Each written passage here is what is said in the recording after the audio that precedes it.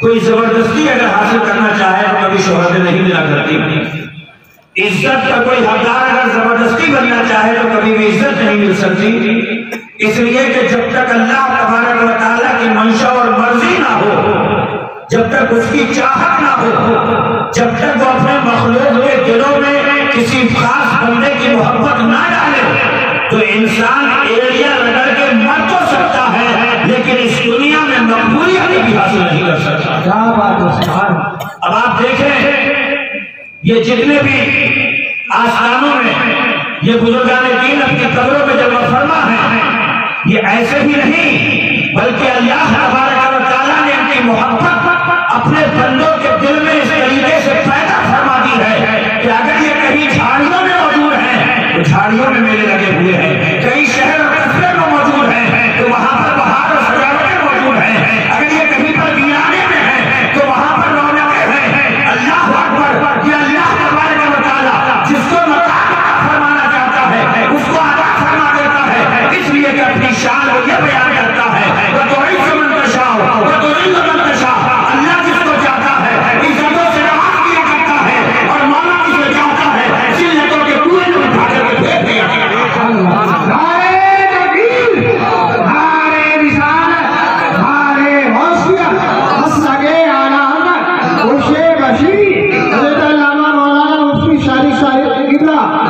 मैंने कुरान की आयत पढ़ी, रब ताला इरशाद फरमाता है ईमान वालों अल्लाह से डरो जैसे डरने का हक है, वला तमुतुन्ना इल्ला व अंतुम मुस्लिमून, और दुनिया से जाना तो इतना जरूर करके जाना कि यहाँ से मुसलमान बन के चले जाना, किसी गलतफहमी का शिकार ना हो, किसी धोखेधड़ी का शिकार ना हो। कभी कभी इंसान बदअमली का भी शिकार होकर के ये सोचता है कि वो गफूर रहीम है, वो गफ्फार और सत्तार है, लेकिन कुरान हकीम की एक दूसरी आयत उठाइए, अल्लाह रब्बुल इज्जत इरशाद फरमाता है व इन्नी गफ्फारुन लिमन ताबा व आमना व अमिला सालिहन सुम्मा इहतदा। अल्लाह ताला बख्शने वाला जरूर है, अल्लाह ताला गुनाहों को मिटाने वाला जरूर है, लेकिन खुद कुरान मजीद में इरशाद फरमाता है व इन्नी गफ्फारुन लिमन ताबा, कि मैं उसके लिए गफ्फार हूँ जो गुनाह हो जाने के बाद में सच्ची तौबा कर लिया करता है, और ये तौबा की तौफीक भी उस शख्स को नसीब होती है जिस पे अल्लाह का करम होता है, जिस पे अल्लाह की रहमत होती है। कितने ऐसे हैं कि गुनाह हो जाने के बाद भी उन्हें तौबा की तौफीक मैसर नहीं आती है, ये भी अल्लाह का करम है कि अगर बंदा मोमिन से गुनाह सरजद हो जाए तो वो सच्चे दिल से तौबा करे, इसलिए कि फरमाने रिसालत है अत्ताइबु मिन ज़ंब तमन्ना ज़ंबाला, गुनाह से तौबा करने वाला ऐसा हो जाता है जैसे उसे गुनाह किया ही नहीं है, और अगर तौबा कर ली है गुनाह से तो अगली हदीस शरीफ सुनिए, मुस्तफा करीम इरशाद फरमाते हैं किसी बंदे मोमिन का मजाक उसके पिछले गुनाह की वजह से कभी मत उड़ाना जिससे उसने तौबा कर ली है, इसलिए कि मुस्तफा करीम फरमाते हैं अगर कोई किसी बंदे का मजाक ऐसे गुनाह की वजह से उड़ाएगा जिस गुनाह से वो बंदा तौबा कर चुका है तो आका फरमाते हैं कि मजाक उड़ाने वाला उस वक्त तक मर ही नहीं सकता जब तक उस गुनाह में वो खुद मुब्तला ना हो।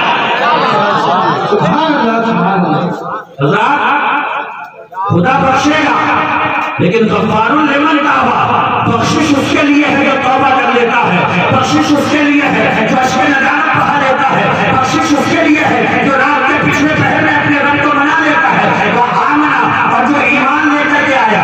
मतलब ये है कि बख्शिश का खजाना उसे मिलेगा जो साहिब ईमान है। इसलिए मेरे भाई इस पुरसितन दौर में चाहे जैसे भी रहे, चाहे जैसे भी खाओ पियो, लेकिन इतना जरूर करना कि यहाँ से बचा बचा करके, यहाँ से बचा बचा करके अपना ईमान अपनी कब्र तक जरूर ले जाना। इसलिए कि अगर दुनिया के हंगामों से तुम अपना ईमान बचा करके अगर कब्र तक ले गए तो याद रखना कब्र पहली मंजिल है, अगर ईमान वहां तक साथ चला गया तो आगे की जितनी मंजिल है इंशाअल्लाह कामयाब होती है। इन्नी गफ्फारुन लिमन ताबा व आमना, खुदा बख्शेगा मगर उनको जो तौबा कर रहे हैं, जो अपने साथ में ईमान की दौलत लेकर के चल रहे हैं, वो आमिला सालिहन, और जो नेक काम भी करते रहे हैं, सुन्नह बदा, और फिर नेक काम करने के बाद वो हिदायत के रास्ते पे लगे सिराते मुस्तकीम पे गामजन रहे हैं। हजरात मुहतरम, ये कुरान जो हमारे घरों में मौजूद है, ये कुरान जिसे अल्लाह वाले तिलावत किया करते हैं, ये कुरान जो आज भी कुछ लोग अपनी अपनी कब्रों में पढ़ रहे हैं, इस कुरान को आप पढ़े तो आपको अंदाजा होगा हर मुश्किल का समाधान कुरान में मौजूद है, हर उलझन का हर कुरान हदीस में मौजूद है। हम जरा सी देर में परेशान हो जाते हैं कि परवरदिगारे आलम खानदान का क्या बनेगा, बीवी बच्चों का क्या बनेगा, ये खर्चे कहाँ से पूरे होंगे। कुरान उठाइए, कुरान किस कदर हमारी तमाम उलझनों का खात्मा करके हुए इरशाद फरमाता है, हमारे दावत से आते इल्ला अल्लाह रिज़्क़ुहा, यानी कि अल्लाह तबारक व तआला किसी मखलूक को जमीन पे बाद में भेजता है, उसकी रोजी का इंतजाम पहले फरमा दिया है।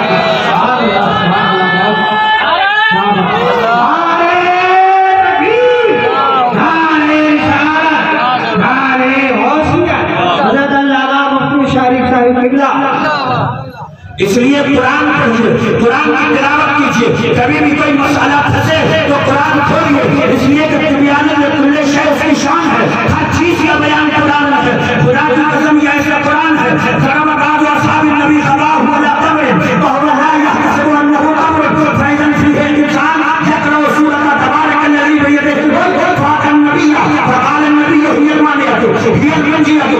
एक सहाबी ने अपना ख़ैमा कब्र के ऊपर लगाया, उन्हें पता नहीं था कि नीचे कब्र है, रात के सन्नाटे में देखे तो देखा कब्र के नीचे कोई सूरह मुल्क की तिलावत कर रहा है। अल्लाह अकबर, जबर करता जबी लगा करता, पारा नहीं बदलती है, चोर की आदत चोरी की नहीं जाती है। इसी तरीके से जो नमाजी होता है उसकी आदत नमाज में नहीं रहती है। कुरान पढ़ने की ऐसी आदत बन गई थी कि आप जमीन के नीचे है तब कुरान की तिलावत कर रहा है। हुजूर की बारगाह में आ गए और कहने लगे या रसूल अल्लाह, मुझे मालूम नहीं था कि यहाँ पे कब्र है, हमने अपना खेमा लगा लिया। मुस्कुरा करीब मुस्कुराते हैं, वो शाख बनाते हैं, ये माने तो ये मेरे सहाबी कुरान की यही तो वो सूरत है जो अल्लाह के अज़ाब को रोकने वाली है, ये मुंजी है तो यही तो वो सूरत है जो अज़ाब कब्र से बंदे को नजा अता फरमाती है।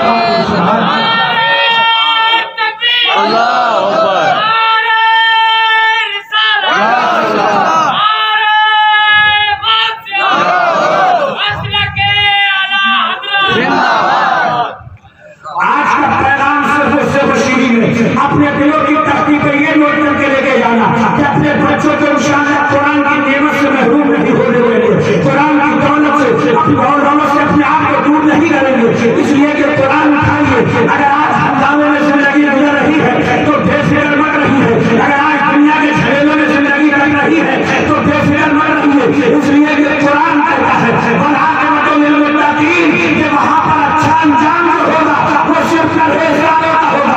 अगर परहेज़गार है तो अजमेर का ख्वाजा है, अलाउद्दीन है कलियर का, निज़ामुद्दीन है दिल्ली का, बछौजे का मखदूम सुन्ना है, भारत में बरेली शरीफ का इमाम अहमद रज़ा है, उसकी छाती ज़मीन पे कोई यूसुफ मियां लेटा हुआ है, कोई बशीर मियां लेटा हुआ है। खुदा की कसम वहां पर अगर अंजाम बेहतर है तो गुनाहगारों का नहीं, इन जैसे परहेज़गारों का बेहतर है। इसलिए खूब गौर से इह्याउल उलूम इमाम गज़ाली ने उसमें लिखा है, अगर कोई ये पता लगाना चाहे कि मेरा अंजाम क्या होगा, मैं किस करवट पर पलटाया जाऊंगा, उसके यहाँ पर मेरे साथ में क्या होगा, तो इमाम गज़ाली फरमाते हैं वो अपनी जिंदगी की एक्टिविटी को देखे, अपने शमूलियत को देखे और देखे कि उसे किस कामों की तौफीक मिल रही है, जिस कामों की तौफीक उसे मिल रही है अंदाजा लगा ले तो उसे इकरार से अंजाम होगा। इसलिए कि अल्लाह ताला जिस बंदे को जिस काम के लिए पैदा फरमाता है उस काम के रास्ते आसान फरमा दिया करता है, उस काम के सबील पैदा कर दिया करता है। अगर 5 वक्त की तौफीक मिल रही है समझो कि अच्छा अंजाम है, एक महीने के फर्ज वगैरह कर रहे हो समझो कि अंजाम अच्छा है, अगर मालदार हो ज़कात दे रहे हो तो समझो कि अंजाम अच्छा है, अगर कुरान की तिलावत है समझो कि अंजाम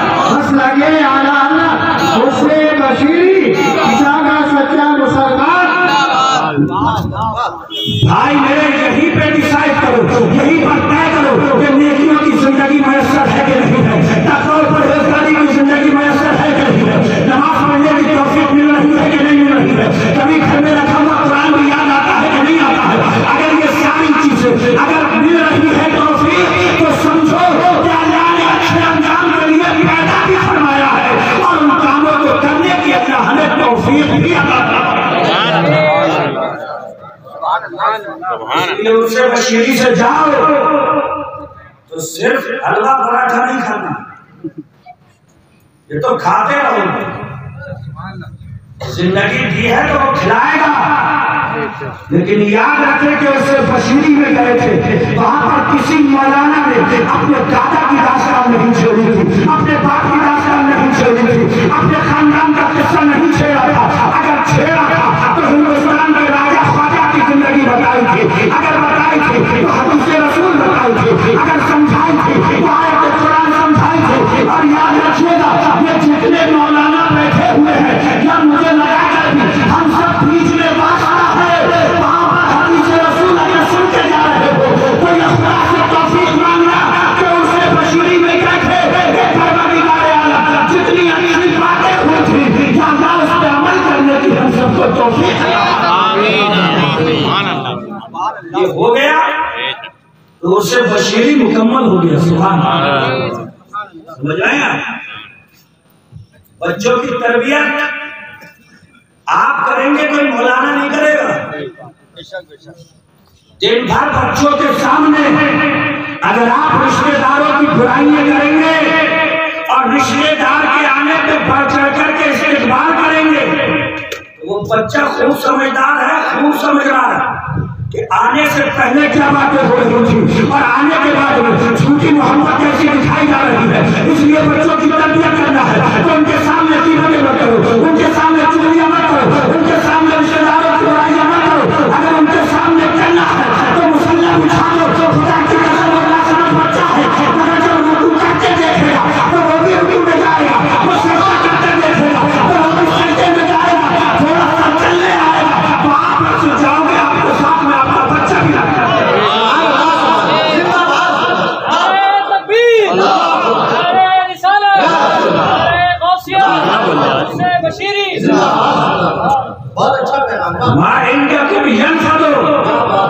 यही कुरान कहता है, जो तुम्हारे पास है सब खत्म होगा, और जो अल्लाह के पास में भेज दिया है वो सब बाकी रहेगा। उसे अपनी आंखों से देखो, इसलिए जो भी यहाँ पर है ये सब खत्म हो जाएगा। जवानी है इसे चलना है, मुश्किल है इसे जारी होना है, ताकत है ये सब खत्म हो जाएगी। लेकिन जो भी नेकी आपने खुदा के यहाँ पर भेज दी है, खुदा की कसम से जाके देखोगे नेकी पुरानी नहीं होगी, हमेशा जगमगाती हुई।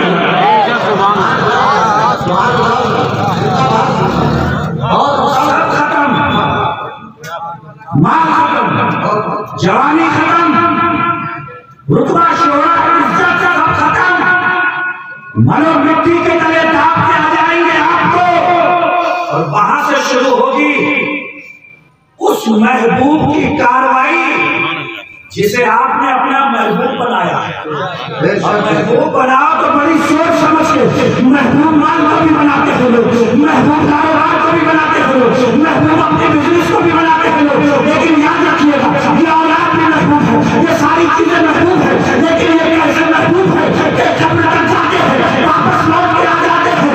अगर महबूब बनाना है तो अच्छी बातों को और नेकियों को बना लो, ताकि कब्र में भी साथ रहे, हश्र में भी साथ रहे, जन्नत में भी तुम्हारे साथ।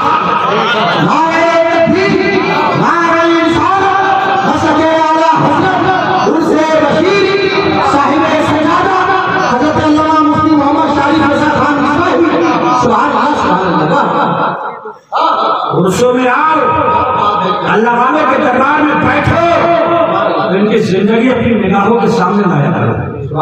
जानते हो ये खुदा वाले किसी से हसद क्यों नहीं आते? इसलिए कि इनके रब ने कुरान में फरमाया, नहनु क़समना बैनहुम मईशतहुम, दुनिया में जितने लोग हैं उन सबको बरतने के जो सामान दिए हैं वो किसी दुनियादार ने नहीं, हम सबके परवरदिगार ने दिए। बंटवारे पे लड़े तो किसके, तकसीम पे लड़े तो किसके, देने वाला परवरदिगार है।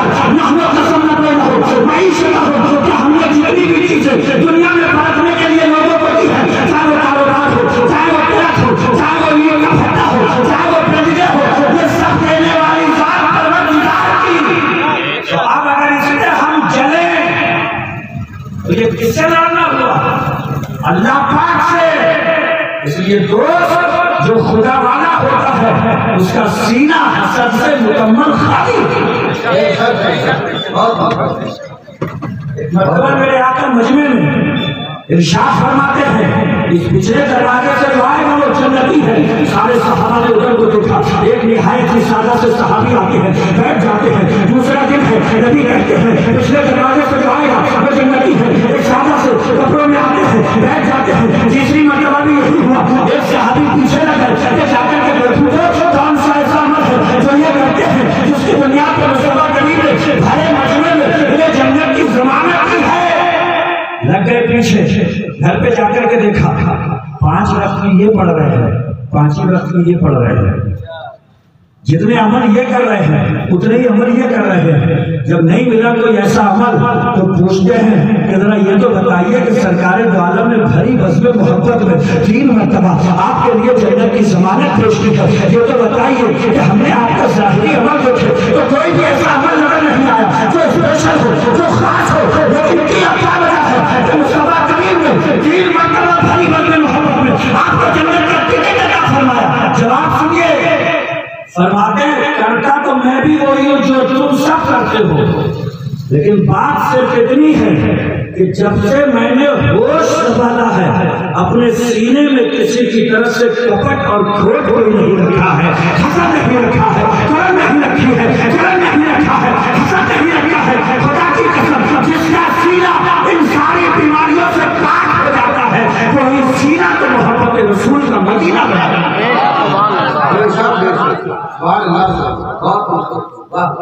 ये सीने अल्लाह वालों के हैं, ऐसे पाक साफ कोई नहीं, साफ सुथरे।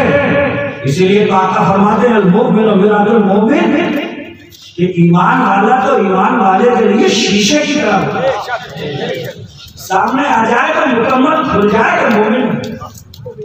आज तो गर्द शीशे पे इतनी है कि बिल्कुल ईद में कई मरतबा सीना रगड़ दिया ईद मिलते हुए, मगर कुछ भी नजर नहीं आ रहा है कि इसके अंदर क्या भरा होगा।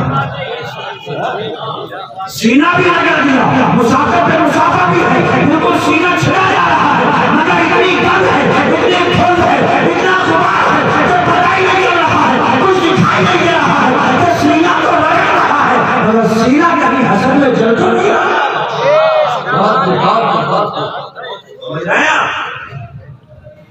हाथ मिलाओ कम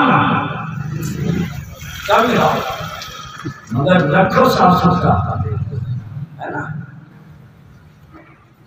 ये बच्चा जो आपके घर में है ना वो पूरे दिन सुनता है तो फलाना रिश्तेदार हमारा इतना वो है और वो दरवाजे पे आ जाए तो अंदाज बदल दिया।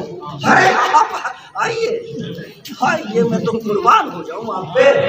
कैसे कदम हंजा हो गए, बरकतें आ गई, रहमतें आ गई, नूर टपक गया, रहमत उतर गई। अरे हम तो कब से मुंतज़िर, बच्चा दूर खड़ा है ना। अरे या अल्लाह ये के बारे में कह रहे हैं नूर उतर गया। वो तुम्हारे नूर को कुछ नहीं समझेगा, रहमत को कुछ नहीं समझेगा, वो आमद की बरकत को कुछ नहीं समझेगा। उसने जो घर में नोट किया है बड़ा होकर वो भी वही करेगा। समझ रहे? बच्चों की तरबियत खूब बढ़िया से करिए, इसलिए कि बच्चे किताबों से कम आपके अंदाज से ज्यादा सीखते। अच्छी तरबियत करिए, उन्हें बताइए कि बेटे उसमें तो चले जाते हो और एक दिन का भी मिस नहीं करते, मस्जिद भी जाया करो, अल्लाह खुश होगा। बताओ अपने बच्चों को, मस्जिद मर्जिया ख्वाह है कि नमाजी ना रहे, यानी वो साहिबे और साफ हिजाजी ना रहे, फलसफा रह गया, तलकीने गिदानी ना रही, रह गई रस्म अज़ा रूहे बिलाशुबा उसमें जाइए।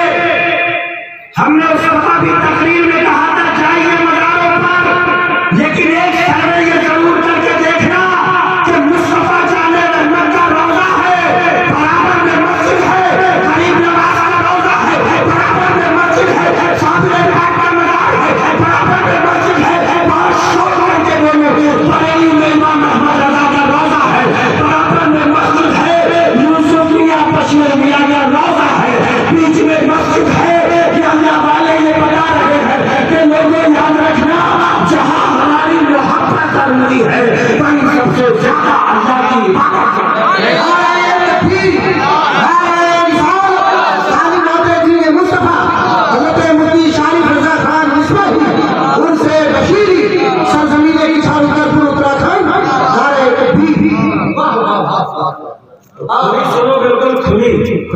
अगर उसमें बहुत दिल लग गया और मस्जिद में बिल्कुल नहीं लग गया तो खतरा है, खतरा है। फिर ये मत कहिए कि अरे नहीं हम तो मियाँ के हैं, मियाँ खुद कह देंगे ये मेरे है ही नहीं, या अल्लाह ये तेरे नहीं, ये मेरे कहाँ से। इसलिए कि जो तेरा होगा वो हमारा होगा, जो अल्लाह का है वो ही इनका है, और जो अल्लाह का नहीं है लाश में पलट के मर जाओ तो उनका भी वही नहीं है।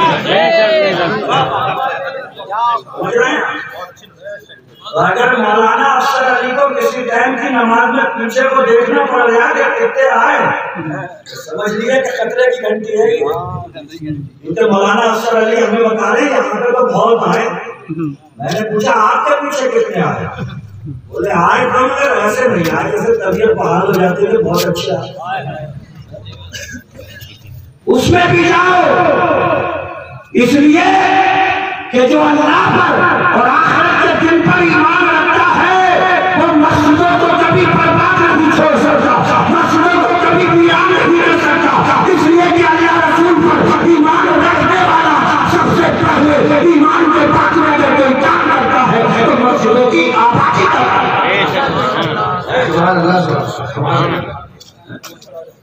जमीन के पर्दे पर सबसे बेहतरीन जगह जो अल्लाह को पसंद है वो क्या है? मस्जिद। और जमीन के पर्दे पर सबसे बुरी जगह जो अल्लाह को नापसंद है वो क्या है? बाजार। सर्वे कर लीजिए, बाजार में कितनी भरमार है और मस्जिद के लिए कितना बीमार है।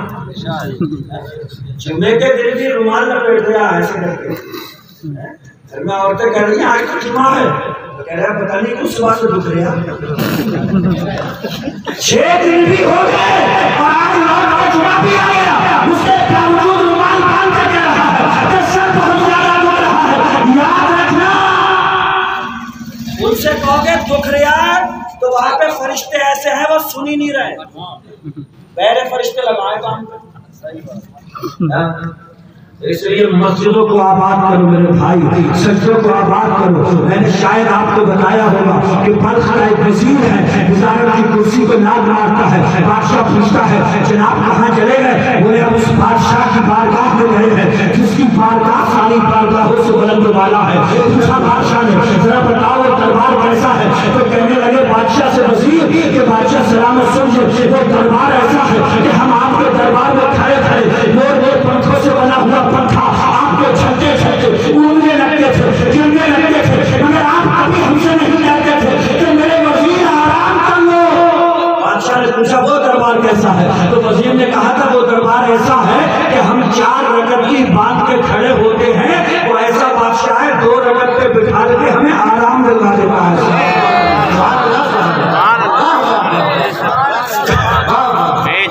4 की बांध के खड़े होते हैं, 2 पे बिठा के आराम से बादशाह ने पूछा और क्या? बोले तुम्हारे यहाँ पे बड़ी अच्छी अच्छी डिशें आती थी, मगर जब तक तुम ठूस नहीं लिया करते थे हमें तो एक निवाला नहीं मिला करता था। बादशाह ने पूछा वो कैसा दरबार है? तो वजीर कहने लगा वो दरबार ऐसा है और जिसके दरबार में जाकर के जमीन अलीगढ़ को छुड़ाया है वो दरबार ऐसा है तो वो खून नहीं खाता है, खून नहीं पीता है, वो खाने से भी पाक है, पीने से भी पाक है, मगर कोई रात ऐसी नहीं आनी जिसमें खिलाकर सुनाता ना हो, कोई सुबह ऐसी नहीं आनी जिसमें रोजी का इंतजाम करके मुझे उठाता। सुभान अल्लाह, सुभान अल्लाह, जिंदाबाद जिंदाबाद, अल्लाह या रसूल अल्लाह, जिंदाबाद, सुभान अल्लाह। बहुत का हुजूर आपकी बारगाह में नींद के झोंके आते थे, मगर क्या मजाल मिस हो जाए? तो बादशाह ने पूछा वो बादशाह कैसा? अगर वो बादशाह सुन्नत कुरान में फरमाता अल्लाह उसे ना ऊँग आती है ना उसे नींद आती है, सोने से भी पाक है, उनसे भी पाक है, मगर खुदा की कसम इतना करीब है, इतना रहीम है, शाम को खिलाकर मेरे बिस्तर पर मुझे आराम से सुलाता। बादशाह ने पूछा आपकी बारगाह में अगर इस गलती का इर्तिकाब हो जाता तो डर लगा रहता था चिट्ठी लगी वो आगे बढ़ी होते होते आप तक पहुंची कि माफी तलाफी हो जाए, मूड तुम्हारा सही हुआ तो माफ कर दिया, वरना कितनों को हमने देखा है कि आपने सूरी बचा लिया। जरा सा मूड खराब होने पर बादशाह ने कहा अब जिसके दरबार में हो वो दरबार कैसा है, तो कहने लगे तो वो दरबार ऐसा है, वहां चिट्ठी की जरूरत नहीं है, वहां खत की जरूरत नहीं है, बस मस्जिद चले जाओ, लोटा उठाओ, वुजू बनाओ, थोड़े बड़े नमाज पढ़ो, आंख से तो आंसू बहाओ और कहो परवरदिगार गुनाह हो गया है, माफ फरमा दे, कोई गुनाह सूखा है और समंदर के छालों के बराबर भी गुनाह हो तो सबको माफ कर दे।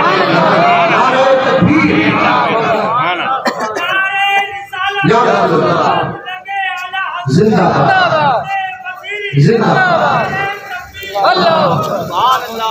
इसलिए मेरे भाई शरीफ अख्तर साहब बैठे हुए हैं और आपने जब कहा और तो हमारे शरीफ भाई कर रहे हैं कहीं बड़ा ना जाना, ये हमारे मेहमान हैं, समझ रहे हो?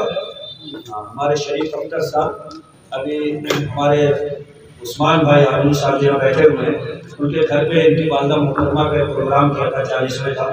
माशाल्लाह ऐसे कलाम सुनाए थे कि तबीयत में बारिश नहीं कर रहा, रूह में ताज भी पैदा हो गई।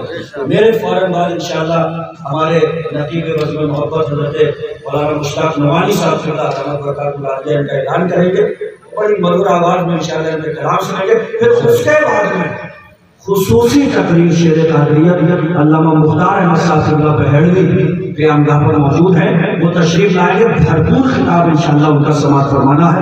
रब करीम की बारगाह में दुआ मौला ताला इस कम कहे पर ज्यादा से ज्यादा अमल की तौफीक अता फरमाए और हमें अमल साले की तौफीक बख्शे। मौला तबारक व तआला हमें ताक़-ए-अज़ीज़ मुस्तफ़ा जान रहमत का गुलाम बना करके रखे, औलिया किराम का चाहने वाला रखे।